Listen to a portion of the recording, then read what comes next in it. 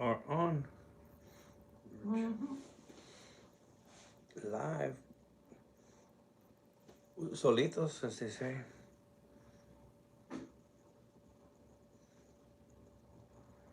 Mm.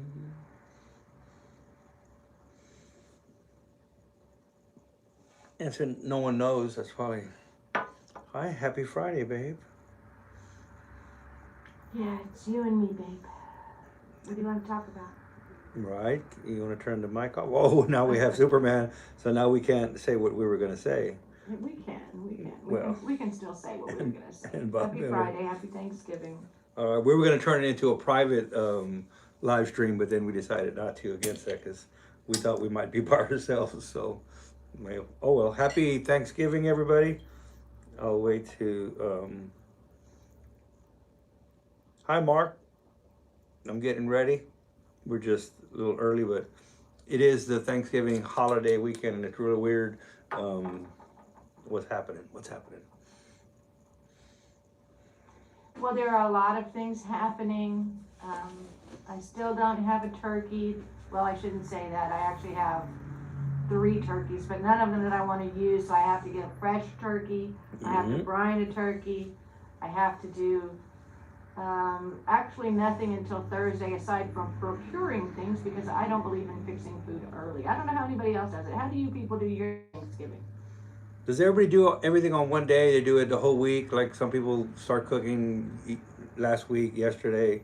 Um, Hi, Aaron. We're just asking. It's a Thanksgiving live stream, so we're just asking: does everybody do everything on the day before you start baking? Last week, 2 weeks ago, I don't know, but I'm gonna go ahead and start.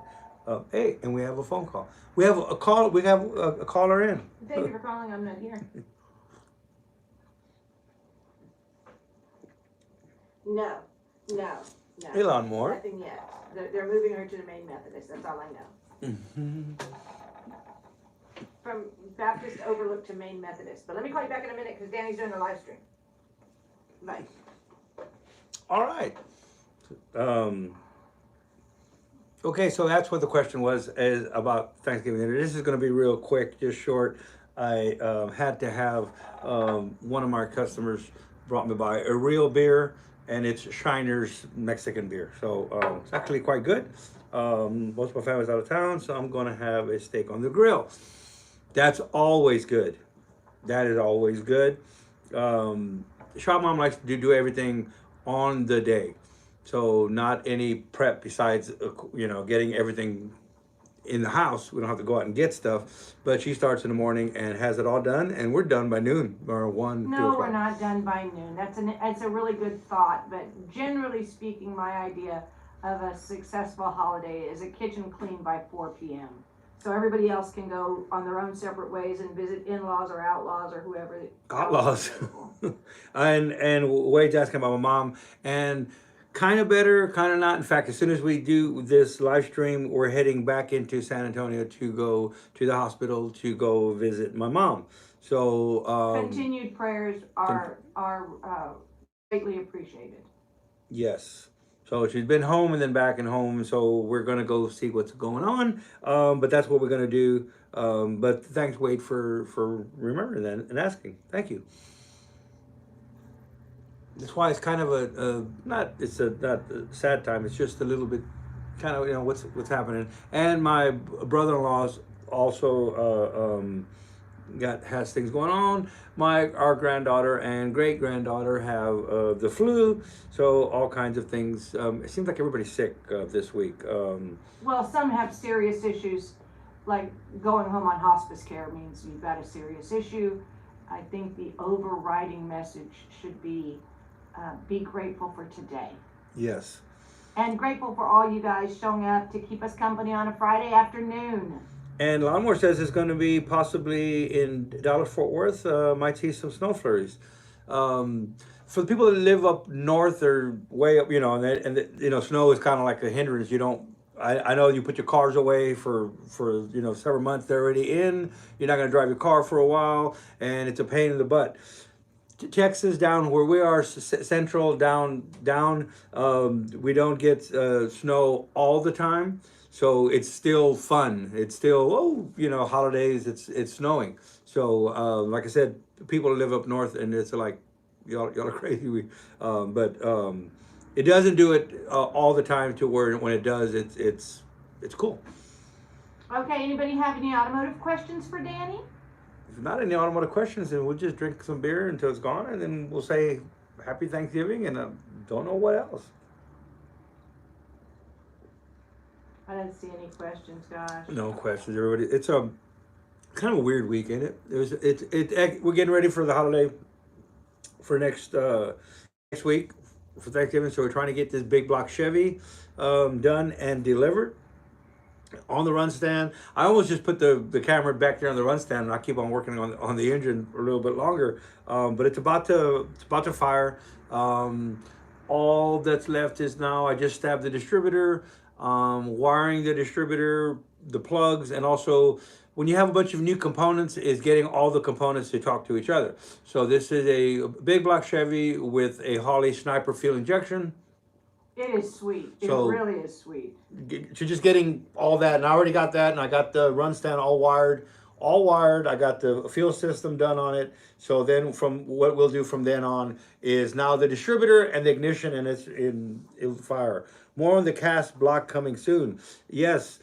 Did you all see I dropped I haven't been dropping a lot of videos lately. It's been real busy with SEMA, with work, with the holidays, trying to get people their engines so they have something to. I always think of Thanksgiving and Christmas is the fun time to have an engine to play with because you're out in the garage, you know, working. So if there's a chance, we try to get you your engine back. And then it was SEMA. I haven't even done all of the videos from SEMA. I still have tons of videos to drop and tons of stuff to drop.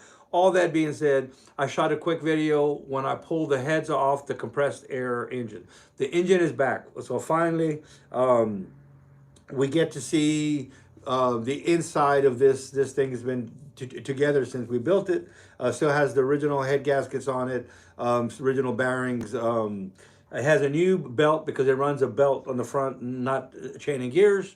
And the belt was changed out not too long ago. So he does do the maintenance. And somebody had asked on YouTube, well, it's lasted this long, but with the regular, tear down every weekend. No regular tear down. Once after the first year, he pulled the oil pan to look at the bearings. He sent me a picture and he just said they look like brand new bearings to me. He goes, I'm thinking of just putting it back on, just torquing the rod, one rod and one main. And I said, okay, that's fine. Go on. So it still has the original bearings, still has the original parts. So what he does do maintenance. The maintenance is after every race, pulls the valve covers off and checks all the valves. And I even, as dissecting it, I'm going in reverse order now. And the first thing I went through and checked all the valves. So he brought us the engine. Actually, he started pulling it when we were.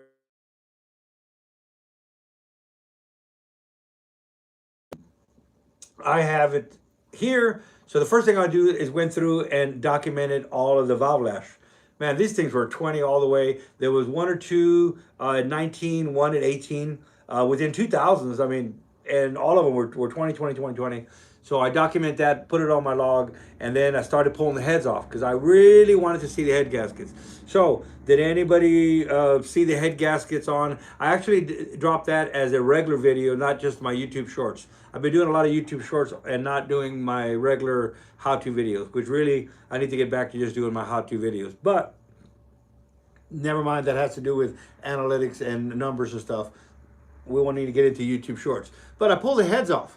And I did a video, and man, the first video I did, I was so excited, I guess pulled the heads off and everything, and I forgot to hit record. So the second video, the heads are already off, unfortunately, but I did go ahead and now hit record. And what I'm showing you is the tops of the pistons, the head gaskets, the O-rings, and the cylinder head. Where, and last night I actually, I was like, well, you can actually freeze frame at any spot. So it's actually showing you quite a bit. If you just watch the video, but last night I started freeze framing and I started looking at stuff and I said, man, This looks pretty good.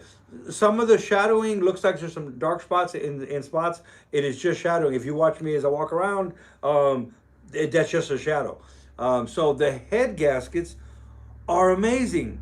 If we were at the track, I'd put the head gaskets back on. So we just have them on a copper head gasket, and we have O-ring the block, but we have not O-ring the cylinder head. So I don't know if a lot of people know about O-ringing. It's a stainless wire. You could use a copper wire back in the day. If you're going to use a steel shim head gasket, we would want to use a copper wire. We use a stainless wire because we're using a copper head gasket. And for extremely a lot of boost, if you're going to go with a blower stuff, we would normally put a groove in the block. We would tap in an O-ring. It sticks out past the deck, about 10 thousandths past the deck. A copper head gasket goes on.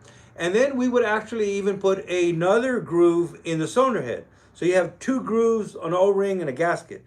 When you torque it down, what it does, it pushes the gasket into the cylinder head receiver groove. It's called the receiver groove that receives the copper that goes in there.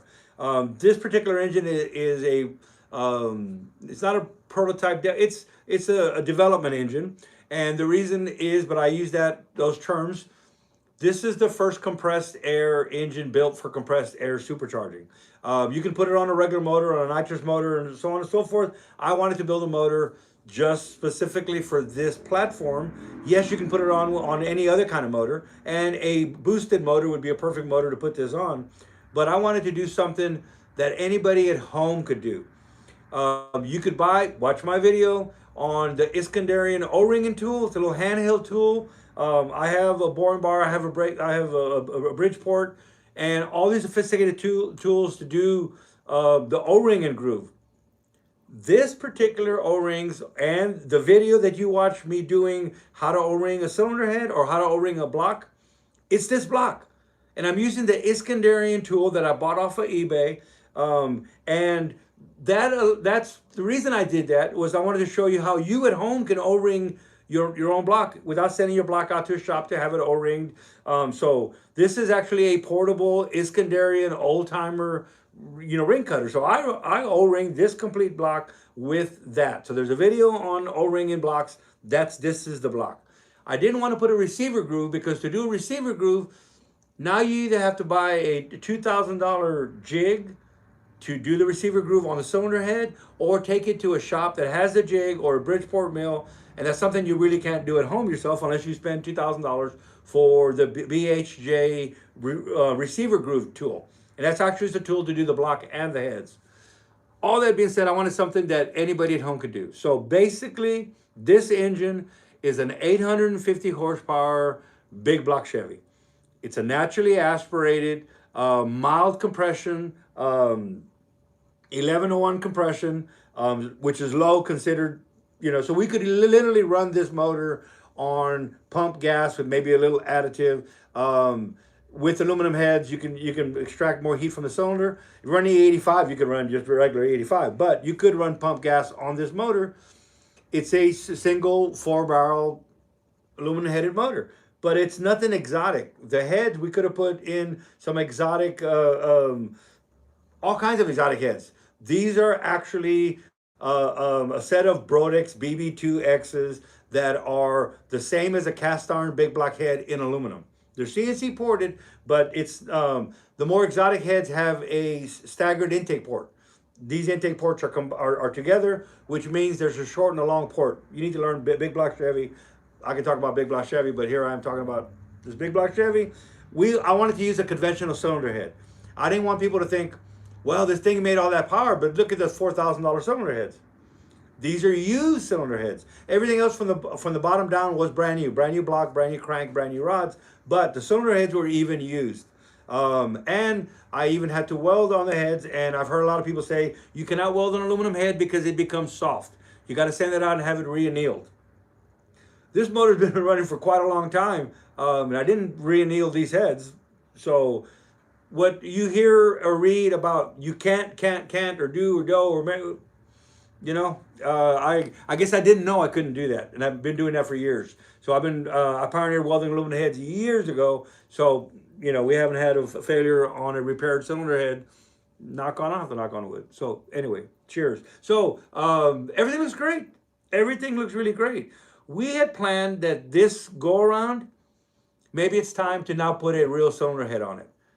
But so far, what I'm seeing, why? Cheers. So, like I said, it's a conventional big block Chevy, 850 horse, 11 to 1 motor. Now, with the compressed air, we're at 2200 horsepower. So that's where the engine hadn't really plateaued. What I like to do is in the data, I like to keep taking it up if you're doing the development, not on anybody's customer stuff. But cheers, David. I like to keep pushing and pushing it till I see a plateau, especially on the dyno stuff. Until you see something, it plateaued. The more boost, the more fuel, the more time, the more whatever. I'm not getting any bang for that buck. So now I back up and I like to find out the plateau. What's this, the max this can do? We can keep throwing stuff at it, but it's not really efficient. It's not doing anything more. Well, we have not seen the plateau. At 2,200 horsepower, running great. He ran this whole last season, NHRA. He finished second in the points. He could have won the points, but he ran too fast the very last race, and he broke out. So the track condition change and the tire temperature and the track temperature change. The beauty of compressed air, it doesn't matter. It's the same barometric pressure every single time. So there isn't any tuning that's necessary for any kind of weather changes, anything, heat, anything at all on the engine. They kind of overlooked a little bit what there's still stuff to happen on the car, the race car, and the track changed a little bit, and the track temperature and the tire temperature changed, and the car got a little faster and it broke out. So he didn't win the points championship, which would have been icing on the cake. As I said, you already won. You took a new platform and then you went and competed with it, and it was very reliable to the point of I knew it was in theory. We had no actual data, so it works. There's no detonation. David Johnson is asking how Yes. long does a tank last? Okay, good question. It's a scuba bottle essentially. We've gone from one bottle in the car, two bottles in the car. We're now 3 bottles in the car. We started 8th mile. We're doing even quarter mile. So if we fill up the 3 bottles and do in the quarter mile, it lasts the quarter mile. When it comes back in, it's not totally empty, but we really want to keep for consistency. We want 3,200 pounds of air pressure in the bottles so that every time it runs, it's consistent. If it were to come back with less air in it, which still has enough air to probably make another run, but the PSI is different, and now you'd have to really have different tunes. We don't want to do that. So it fills up after every run. The difference of nitrous oxide is you pull back into your pit area, pull the bottles off. You have 2 other bottles. You put 2 other bottles back in, or whatever you do, a single bottle, double bottle. It doesn't matter. In this system, the bottles stay in the car. They never come out of the car. There's a little trap door in the back of the car, gets flipped up, and there's a number 4 AN. A number 4 AN would be like a 3/8 line with a quick disconnect. Quick disconnect and refill the bottle. So there's no reason to have to do another run. If you had to, you probably could, but our filling station is in the trailer, so every time it gets refilled, it doesn't take long to fill up. So consistency is the key in bracket race. Yes, like I said, he was there about 5 races before the end. He was into points, doing good, and we've kept on. We kept on doing a little more tuning on the car. The car is, if you go look this car up, cast system. It's a '68 Camaro. It's a very heavy metal car. So it weighs 2,900 pounds. In the drag racing world, that's like taking a tank out to go race a Miata. I mean, we're so back. We have so much against us going just pulling out to the track because the weight of the car. It's a real heavy car. He added another pound of air into the system, and actually the car got squirrely. And like I said, why? We're 2,200 horsepower. You've got the car tuned to handle that. Let's stop after the season's over, during the off season, you can start working on the chassis again. I'm talking about this. The shocks are thousands of dollars for these electronic shocks. I mean, this car changes the stance as it goes out. So it's a lot of sophistication in the chassis, and this isn't a regular. It's a nice chromatic tube chassis, but this winter the engine's here. The car's going on a diet. Like Mark said, the car's going on a diet, and so is he. So the whole front end's coming off, and carbon fiber. It'll be some carbon fiber stuff, and it's going on a really, really good diet. That ought to help a lot. And then we're going to start in the off season. Hi, Terry. Terry's here. Terry, I waited for you. See? He's lying. He didn't wait for okay, you. Terry and RC are traveling, and he says the internet is kind of wonky. I guess that's the way it is in Europe. But yeah, we're so glad you could join us, Terry. I hate to interrupt. Go back to what you were saying. Thank you, Terry. Don't know what's happening. Nah, it was just me. Stop. Sorry, messing. Well, he said the internet was messing up, so he don't know what's happening. Happy Thanksgiving. Yes, happy Thanksgiving, everybody. This was just a happy Thanksgiving. You don't know me. I may just come on and... So the remainder of the question that NB has... Yes. Oh, sorry, go ahead. Do you have an opinion on equal length versus unequal length headers? Yes, I do. Okay, next question. I'm just playing with you didn't ask what the opinion was. It's more. It's weird. It's real weird because it's more critical than you think. But yet, I've seen stuff that I thought was wrong still work. So anything's gonna work. I like I love an equal length long tube header. Sometimes in certain vehicles you can't get a long tube header in. I shouldn't say the word hate because I don't hate anything, but I dislike short tube, the shorties. About the only thing or the reason that I would run a shorty tube header is because I have no other way to get any other header in there. So yes, a long tube header, equal length headers. I guess I could, I like a 4/7 swap. Stop it, people. If you don't know what I'm talking about, then ask. But come on, everybody knows what a 4/7 swap is. Yeah, but there's some people that may be thinking, "What the heck is he talking about?" So and it's really important that pulse. You're getting into a little bit above just. Most people just worry about compression, spark, fire. It's going to run. It runs good and whatever. If you're getting in any kind of competition stuff that you're racing against somebody else, and there's rules, now this is where this kind of stuff comes in, because everybody's running the same kind of rules and everybody's doing the same kind of thing. Well, considering your exhaust or intake pulse is very important, especially if you're in an NHRA stock class or something where you can't change out components to a better manifold or better things. The exhaust pulse on an average is about 4 foot long. So what does that mean? Is the pressure in the combustion chamber, once the exhaust valve opens, comes flying out the exhaust, goes out 4 feet. The next time around when the valve's open, it actually goes out 4 feet and comes back. So every time there's a pulse, it's pulsing, but it's coming back. Now every cycle, that pulse width is moving down. So yes, it's coming back, but it's moving down. So every time this pulse width is moving, and then you're removing all of this out of the same way. If you could tap into that pulse width, then you could actually use that energy is horsepower, energy is power, to help fill or remove the stuff out of a cylinder. The same way with the intake pulse track. Most people don't think that. They think that the air is always going in on an intake manifold. It's not. It's actually going back out of a manifold. What Monco used to say, I remember this from a long time ago, we used to do the fleet stuff in San Antonio for the produce market. They had a lot of international trucks with 3045 internationals.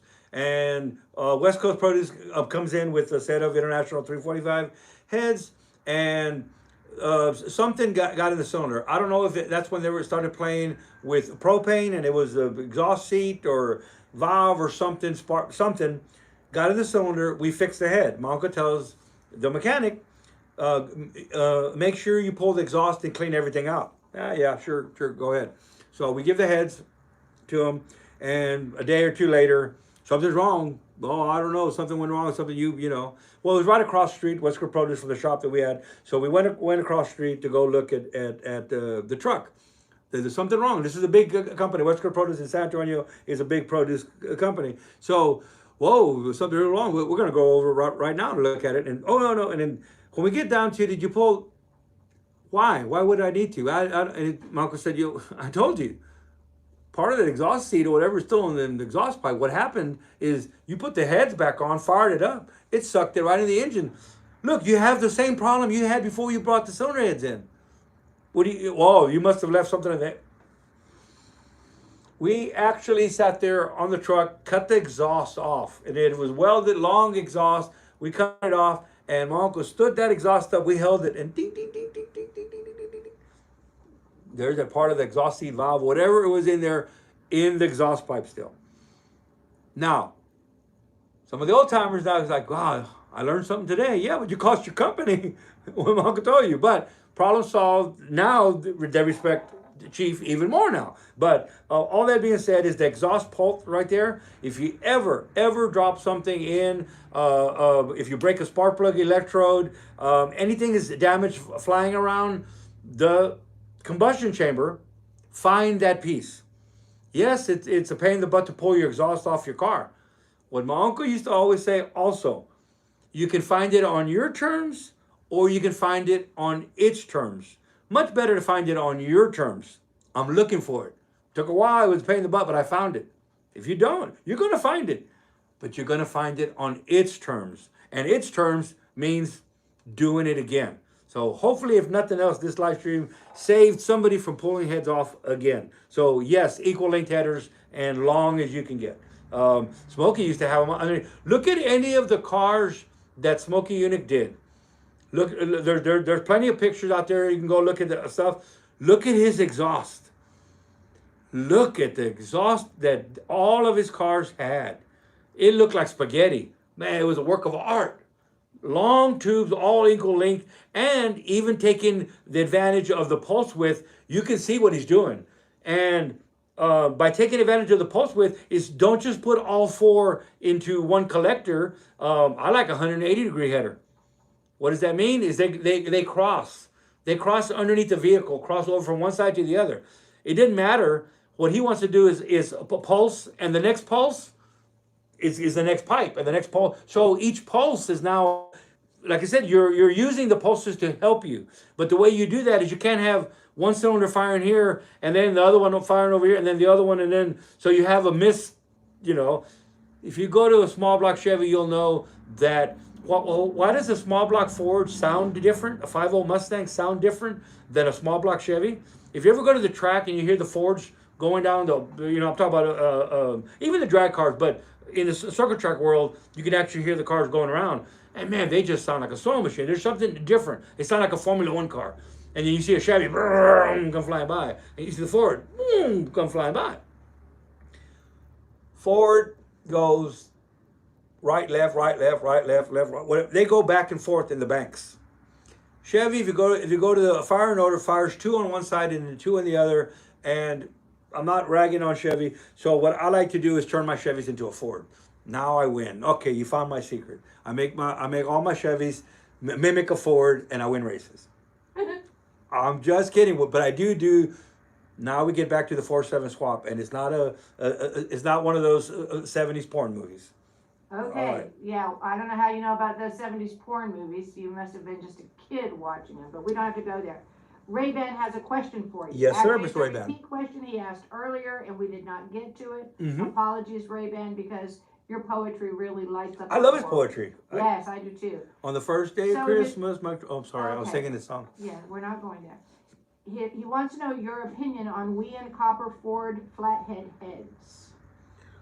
Let me go back to that one. On the copperheads. You're talking about not copperhead gas. You're talking about the actual copperhead with the water breathers there. You know what? Cool, very expensive. I mean, if I had a set, I would probably sell them for the value that they have. It wasn't, they kept to extract heat. So awesome. I awesome, but very, very, very expensive stuff. Now, excuse me. Now there's people even some casting some new manifolds for them. But the copper is better. What they thought was better to extract the heat than aluminum. Like I said, if I had a set, would I use them? No, I wouldn't use them. I may hang them on the wall, or I may put them on eBay and take that money and buy a nice set of aluminum heads now because they're a lot cheaper. At first, when I heard that, I was thinking you were thinking of putting a copper head gasket because that's another thing on the flathead. Okay, but yeah, I think you're cool. I mean, I don't see anything. I haven't seen anything wrong or heard anything that's besides just the expense. But it's all just to extract heat from the flathead. Some people like to burn money up. I'm thinking of a certain billionaire who set $44 billion on fire just recently, but that's another story. Shop mom. Going there. Hey, All right. Let's get back to. I'm gonna get back to Ray-Ban's. Have you read his? I've been doing YouTube Shorts, so he's been taking my YouTube Shorts and doing the how many days of Christmas? I don't even know how many days of Christmas there is. 12 days. 12 days of Christmas. So he's been doing the 12 days of Christmas, and he ends it with you got to watch the next video to get the next one. I just think his poems are awesome. They're Very, just very clever and very entertaining, and we like the Yes. interaction. yes, we do like the interaction. Okay, anybody else got any questions? Because if not, we're going to hightail it to the hospital to go see Danny's mom. Yes, I don't think Terry was here. Terry, my mom's back in the hospital, but so you already know about your family, so you know about all the other stuff. So when we leave here, we're gonna head back to San Antonio and go visit her and cheer her up. So it's really weird because to find out my mom she watches our live streams. So mom, if you're watching, She's not cheer watching up. right now. Right now I know she's not, but she'll watch it She'll later. watch it later, and She'll then watch she'll it- call me. So about you may be watching it when we get it, but cheer up. We're on the way. Lawnmower, hit the And like I like button. what Lawnmower says. Hit the like button, or Elon Musk will buy Space Force. There you go. And you didn't have to say it.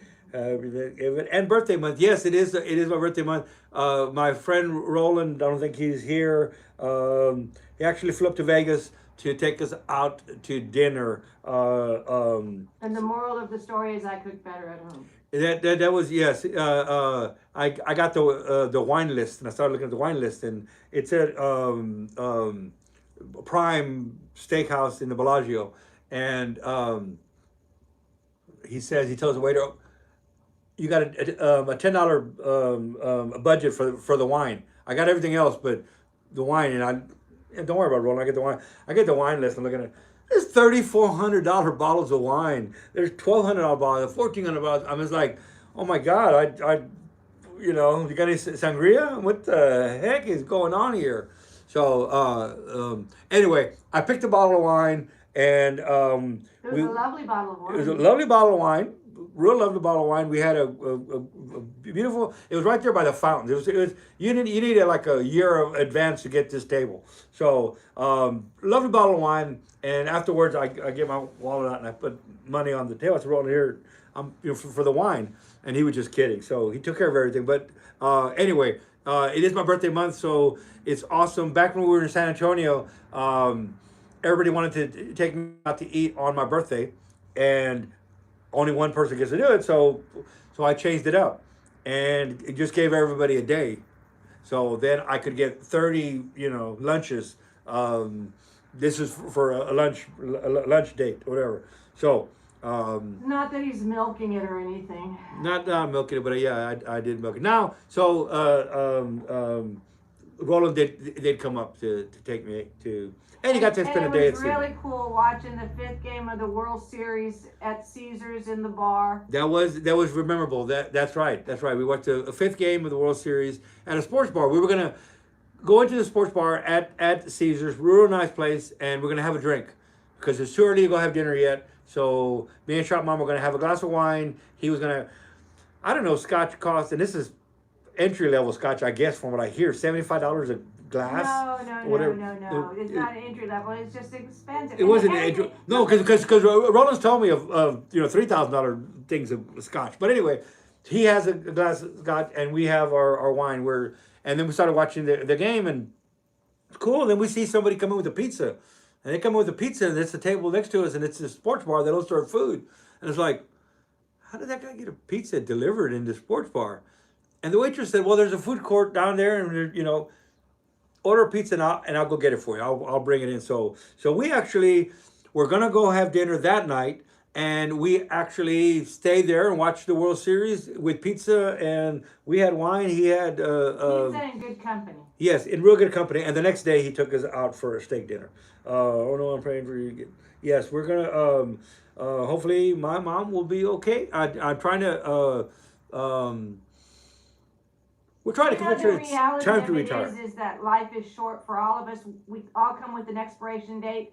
Some of us are made aware of it before it comes. Most of us go into it blind.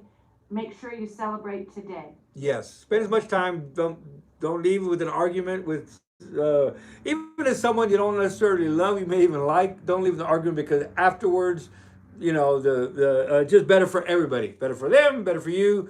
Better for everybody. Okay, any more automotive questions before we wrap stuff up? Because I really like when Danny gets going. On automotive stuff, I do get going. The rest of stuff, David Johnson, his is in December. Let us know when in December yours is. We'll do a live stream for your birthday. We'll do a birthday live stream. It doesn't take much for me to do a live stream, as you can tell. No, it does not. No, it does not. Silio's Oh, here. Silio is in Slovenia. How is the weather there? yes. Y'all always make me feel better because I was a little bummed before we started this. Danny Lister, and I'm sorry I'm late. Well, you made it. We're not. Better late than never, although better never late. I have a rejoinder for everything, people. Yes. So how's the weather in Slovenia? Rainy. Rainy. Well, it's actually kind of rainy here, but we're in drought, so we're grateful for it. And we're grateful for all of you people joining us today. It makes it a little nicer. It has been kind of a down couple of weeks with Danny's mom's health. It's kind of up and down. And like I say, celebrate today. Celebrate those you love. And actually, you could celebrate people you don't even like, because That's what I said. You don't have to like them. it's nice having people in your life. It freaks people out when you're nice to them. They're like real, grumpy or something, and it just.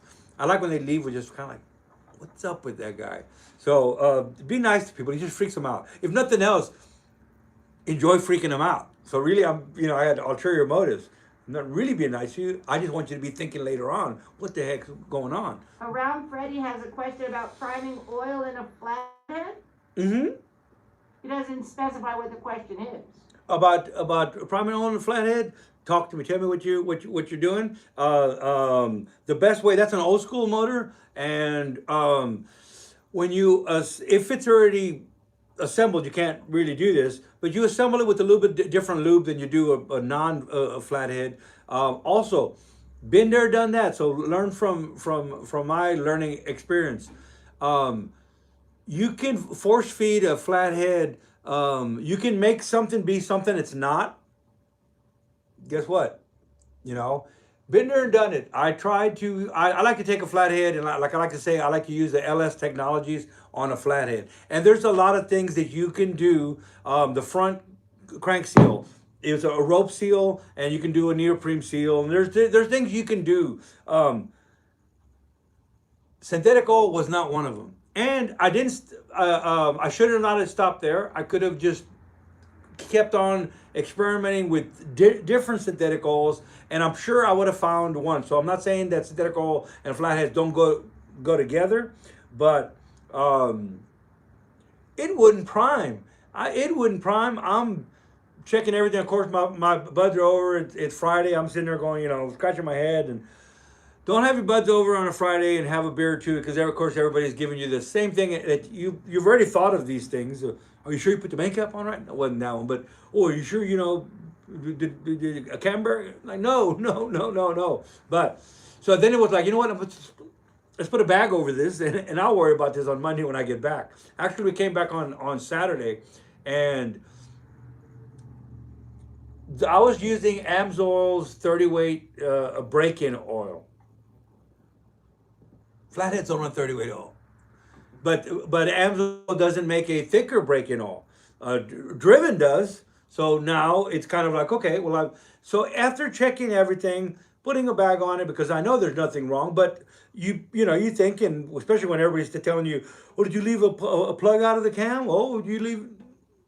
So, and then going home, and I take pictures and videos of everything, and I'm sitting there going, oh, yeah, all my plugs are in. Hey, I knew my plugs are in, but anything's possible. What my uncle always said, only one man walked on water, and it wasn't you or me. So the moment you think you're invincible or you cannot make or you did invincible or gonna bite you in the butt. Because like he always said, only one man walked on water. And what I say now, if the space shuttle can go down, anything could go down. You don't think they double, triple, quadruple check every darn thing and things happen. So what Monk always said is never take the attitude of I couldn't have done something. Hey, it's like, did I ever see Monk leave a plug off? No, but always have the attitude anything is possible. So like I said, I looked at all my videos and stuff, found every single plug, came back on a Saturday morning, drained all the oil, external oil filter, drained everything out, put in a thicker oil, non-synthetic, break-in oil from Driven. I don't even think I even barely tried to turn it, build any pressure up, and had oil pressure. So if you're trying to prime a flathead, is that what you're doing? Let me know if it's already been built already, or if it's a fresh build or an old build. Okay, a couple other questions. David Johnson is asking about direct injection on a flathead.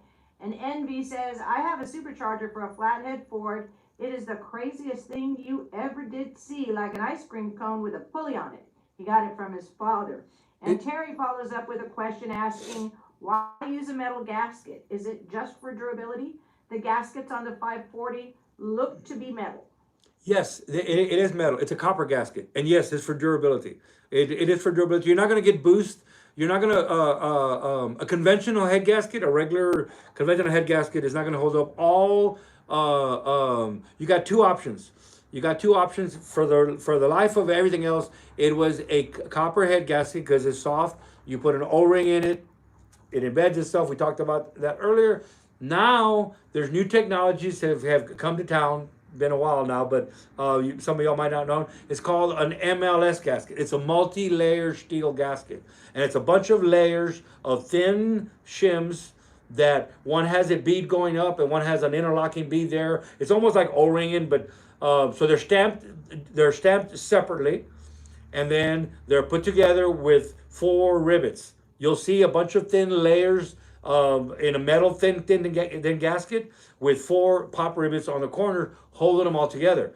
The multi-layer gasket was conceived because of the sealing problems that late model cars have with aluminum cylinder heads. What you have with an aluminum cylinder head and a cast iron block, you have aluminum that expands at twice, almost, don't hold me to the exact number, I like to say at twice the rate of cast iron. Okay, so if you heat up a block to 210 degrees, your operating temperature of a motor, it's only going to expand 1.5 thousandths. Okay, you heat up an aluminum cylinder head to the same temperature, it's going to expand 3 thousandths. Okay, so the head is going to expand more because it's aluminum and it expands more. The same way with the piston and so forth. So you have different expansion rates. Okay, then manufacturers were started to use the same gasket they used forever. What do we find out in long-term use? In long-term use, we tore the head. We blew a head gasket, but what actually happened was we tore the head gasket. So this is what happens. We're going to go through the whole thing in 2 minutes. So everybody would put a rough finish on the head and the block to bite the gasket. It was a paper gasket with a metal ring, a composite gasket, got put on, boom. Then what's starting to happen is the head is expanding more and more, but the block isn't. But you put a rough finish on it, which held the gasket.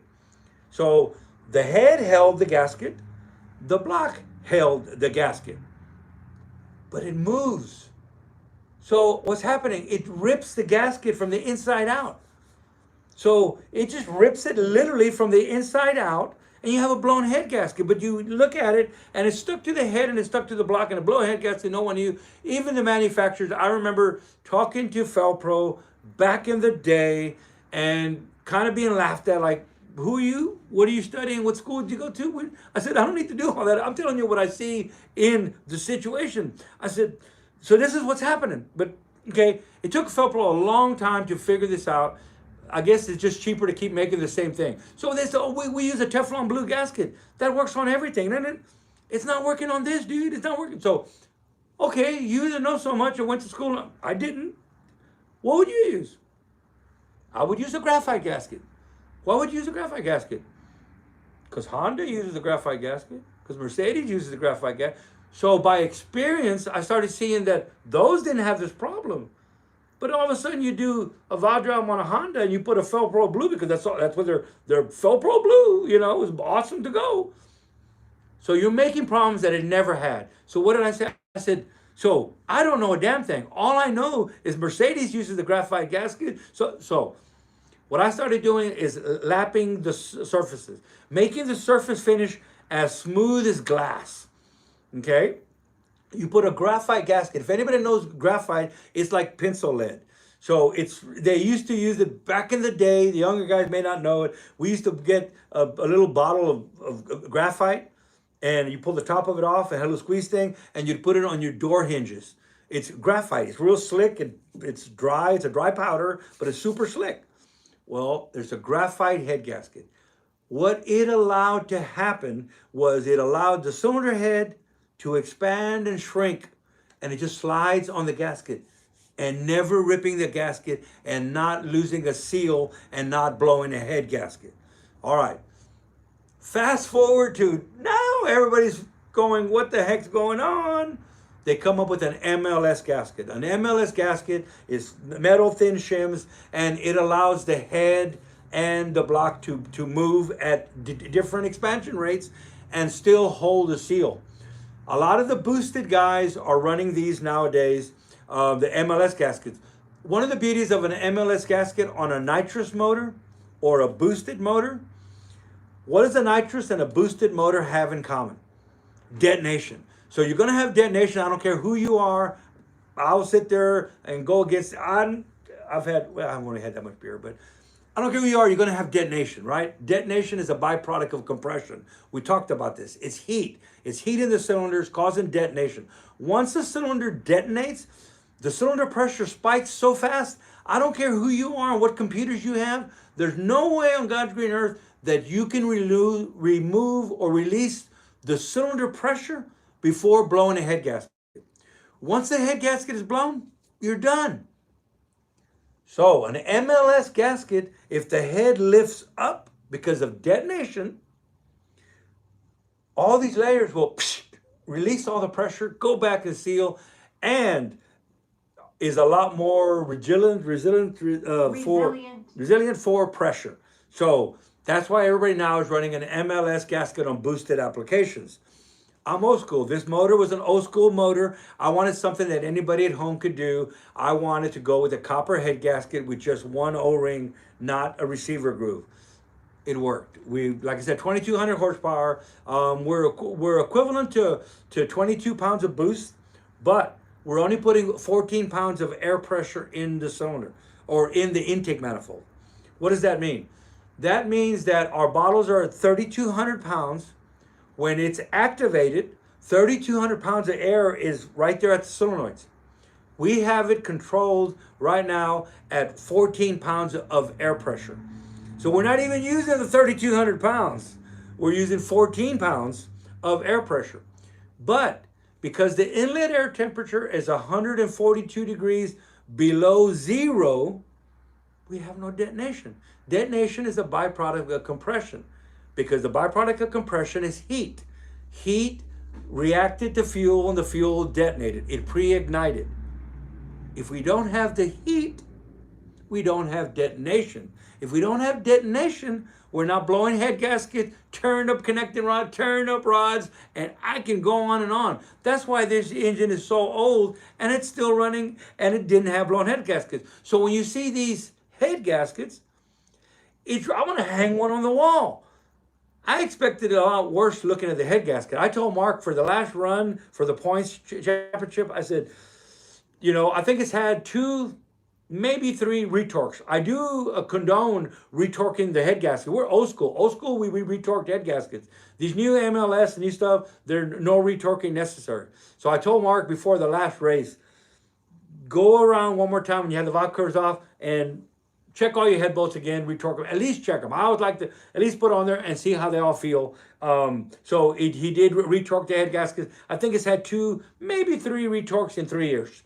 But the same head gasket. The heads, you know, the same. We use Halimar also on the head gaskets.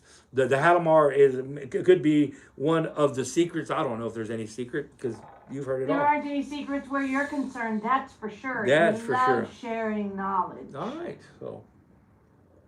Okay, any other automotive questions, folks? Don't be shy, because, yeah, we're going to be heading out. Oh, Austin. So.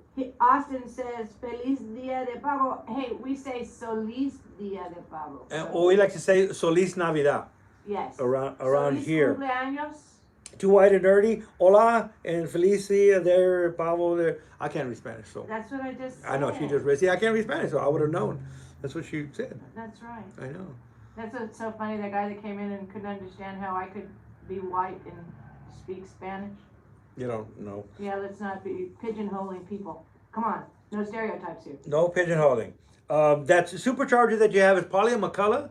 Is it the McCullough supercharger? It's up, the pulley's in the front with the belts, and then it goes and it drives up, and the strong burst sits on the top of it.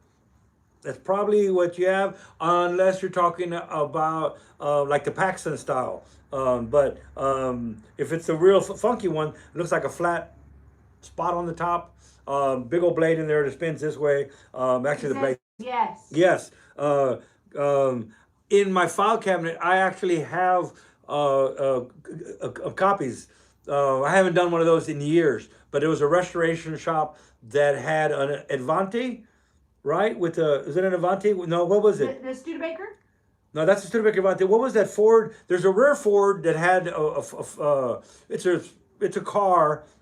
I thought it sounds like Advante, but it's not Advante. That uses a flathead platform with a supercharger, and they were doing a restoration, so they needed somebody to restore that supercharger. Oh yes, remember? I remember which one you did. That was that. I don't know, $600,000 car. Yes, They're handmade cars. I actually pulled this whole thing apart and actually took the old gaskets, put them on the copy machine, and I made copies of all of the gaskets. And then I had to cut my own gaskets. I measured the thickness, bought the gasket material, because gasket thicknesses are really important on superchargers. And actually made my own gaskets, and I still have in the file cabinet a folder with all the photos of that I copied, so that I could, I guess, essentially make another set of gaskets if I never needed to again. But it's pretty cool. It is really cool supercharger, and it looks neat. And Terry thanks you for your answer. All right, thank you, Terry. And I think we're at an hour, and time to go see my mom. So everybody have You a. didn't have any performance. Oh, that might be this phone call. Let's see. Hold on. Oh. Yeah, I'm gonna say peace and assembly grease and go get this phone call, people. All right. So, Shalom, peace and assembly grease. Peace and assembly grease, everybody. Terry, RC, have a great Thanksgiving.